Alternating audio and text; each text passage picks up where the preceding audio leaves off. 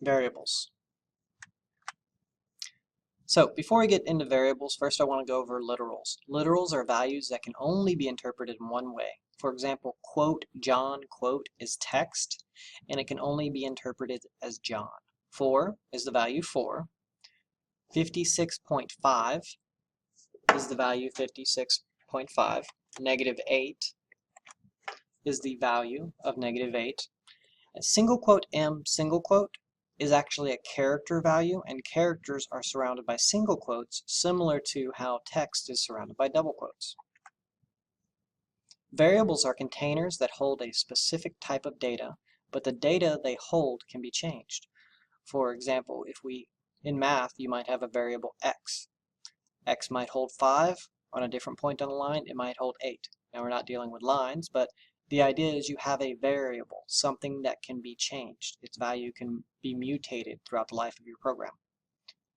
When we're working with variables, our variables are going to be one of two types, primitives or objects. Primitives are there are 8 basic built-in primitive types in Java.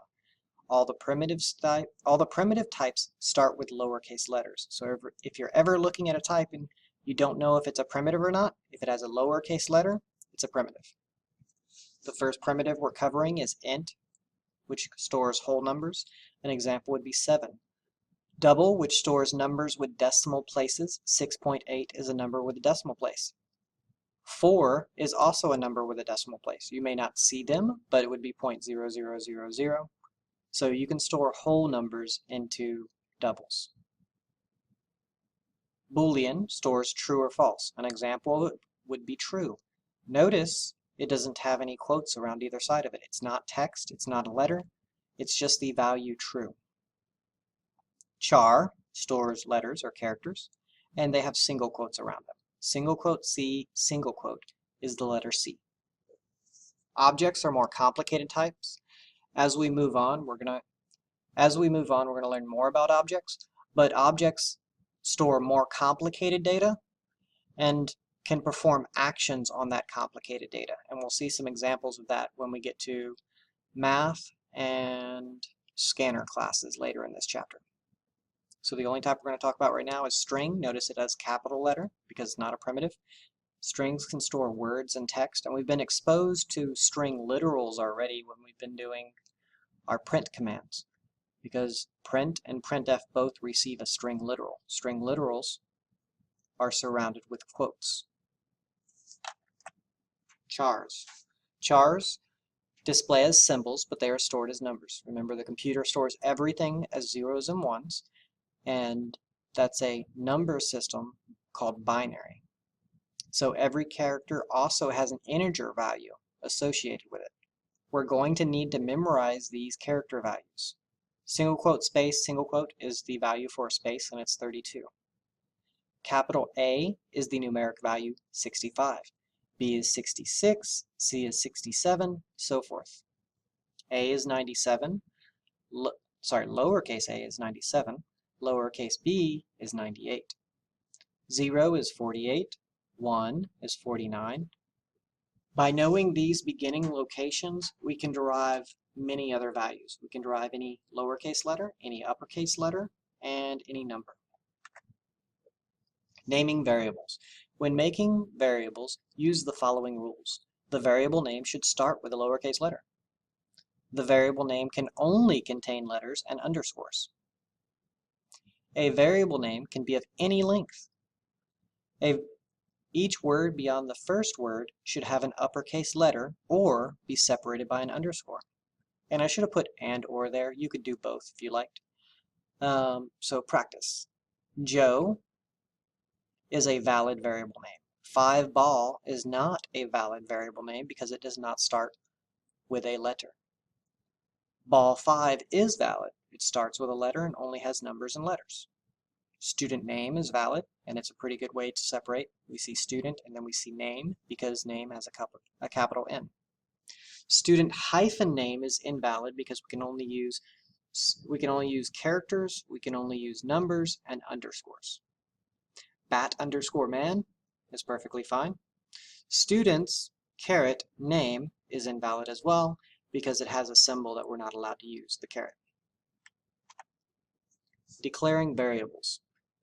Creating a variable is called declaring, and it is done once. Once you declare a variable, it exists from that point on in your program. The format for declaring a single variable is data type space variable name semicolon. Example, int would be our data type. The name of our container or variable would be called age, and we have to put a semicolon behind that. If we wanted to declare multiple variables, they would all have to be of the same type, but it would be data type variable name, comma, variable name, comma, variable name, comma, variable name, so forth.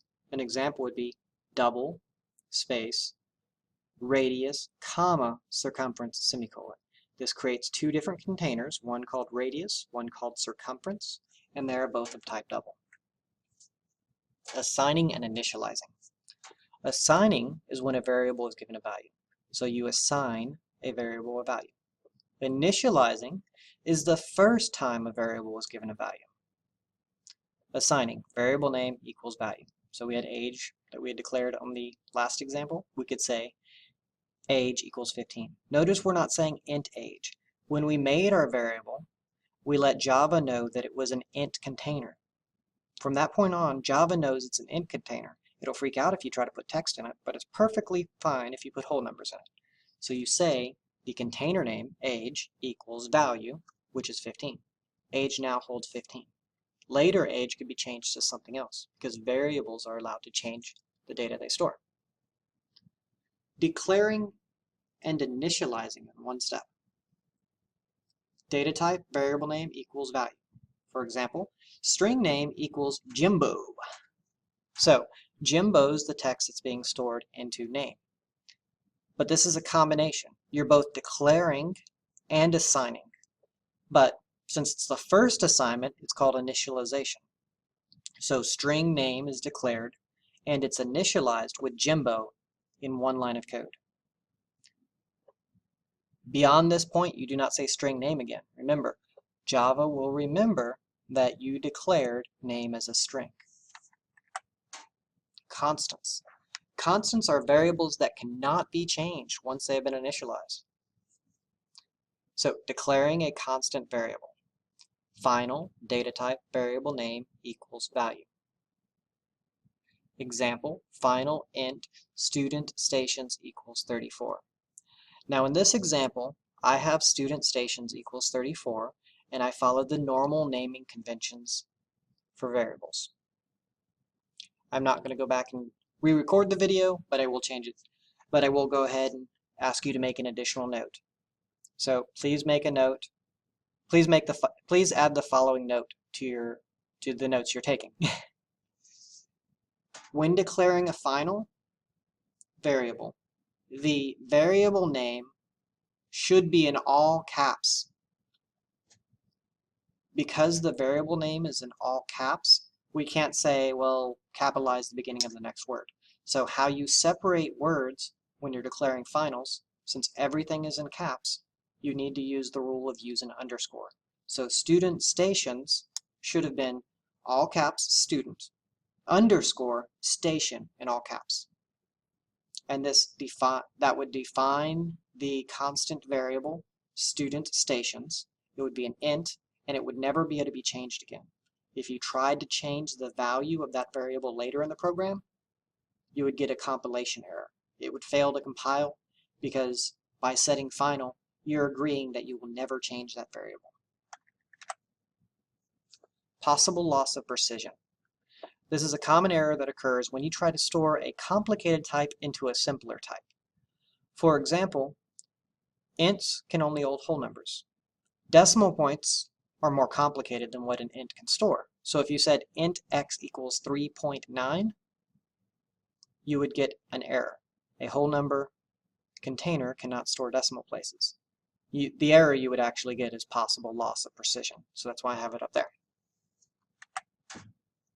Casting allows one type to temporarily be treated as another. The format for this is parentheses, whatever you want to treat something as, parentheses, followed by the variable that you're wanting to treat differently.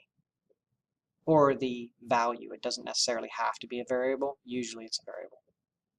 An example would be char A equals single quote C single quote. That's an uppercase C, which 65 is A that we talked about later, 66 is B, 67 would be C. So down here when we say system.out.println, parenthesis int parenthesis A. Remember, all characters have integer values. So we're saying treat A as though it were an integer. It doesn't make it an integer. It just says in this circumstance, treat that value as though it were an int. And the int value that corresponds to the character C would be 67, so it would print 67. Now notice on the next line I say system.out.print A. It would print C because we didn't turn A into an int. We temporarily treated the value that A stored as an int in the previous line. So A still stores C. Concatenation is the joining of text and any other type of data. The symbol for concatenation when I ask you on a test is plus. It's also the symbol for addition. So you need to know that if one of the items, either on the left or the right of a plus, is text, you're actually performing concatenation. Teachers and faculty, there is food that you can go by and take home from Carrabba's in both lounges, and there is chicken fried steak and chicken fried chicken still left in the home ec room from the other night. So please go by and pick up some food to take home. Thank you. All right, so some of you are getting to know me. That was apparently an announcement saying there was free food, and it sounded like chicken fried steak and chicken fried chicken, but alas, I am a vegetarian, so I cannot partake in the free food. All right, if you want to know why, ask me in class. All right, now let's go over some examples of a join or a join called concatenation. That is when one item is text and the other is anything. No matter what the other item is, it's concatenation. 6 plus years old would be 6 years old. Remember in math we always go left to right? You go left to right in computer science too. So 6 years old. Bob plus is tall. And I didn't have a space before the is. So let's go fix that one real quick. So Bob, we'll just finish it out here. I think this is our last slide. Let's go ahead and press F5, and we'll swap this over. Going all the way to the end, and back one. So Bob plus is tall. Notice how there's a space before is now. So Bob space is tall. These two are concatenated, joined together to make a new text. Bob is tall is the answer. Here we have 6 plus 7. On the left, we have an int. On the right, we have an int. 6 plus 7 is 13. So that part's finished, and we're left with, let me see if I can get a marker. So laser pointer, nope, pen. So what we really have is 13 plus 3. That produces 13 joined with 3, joined, concatenation, it just tacks it on the end, 133. Over here, if you notice, it's quote 3, quote, plus 6. That would result in a concatenation, which would be 36 plus 7. Now this is concatenation, because 36 is text, plus 7 equals 3, 6, 7. All right, and I think that concludes our video over variables and some of the basic data types.